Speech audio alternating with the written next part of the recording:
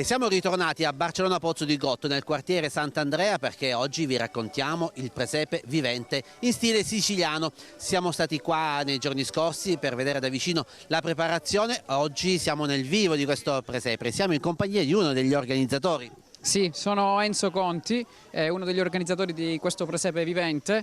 Questo presepe è nato nel 2012 nel vecchio cortile della chiesa vecchia di Sant'Andrea, grazie anche alla conferma di Padre Pietro, che ha avuto fiducia in noi giovani della parrocchia, dove abbiamo realizzato comunque una piccola natività con 40 figuranti. Erano solo 7 capanne e poi da lì l'anno successivo abbiamo deciso di spostarci sempre nel quartiere di Sant'Andrea, in una zona nel borgo antico di Sant'Andrea, dove appunto lì, con l'aiuto di tanti volontari più adulti, perché noi giovani non avevamo le forze, soprattutto le competenze nel realizzare anche strutture più maestose, e quindi abbiamo cercato l'aiuto anche ai signori volontari, chi muratore, chi fabbro, a dare una mano nella costruzione appunto delle nuove capanne.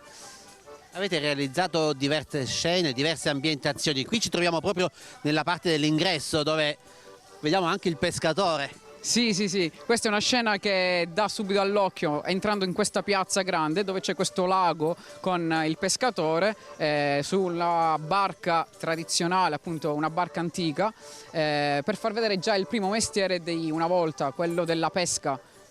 Cosa troviamo pian piano percorrendo i sentieri appunto del presepe vivente di Barcellona Pozzo di Gotto? Sì, troviamo tutti gli antichi mestieri, o la maggior parte degli antichi mestieri di una volta, quelli siciliani, dove c'è il fabbro, detto uferraru, poi troviamo il contadino che ha i vari animali, le galline, le oche, le anatre, poi abbiamo il sapone, la ceramica, il forno a legna, quindi come si faceva una volta il pane nel forno a legna.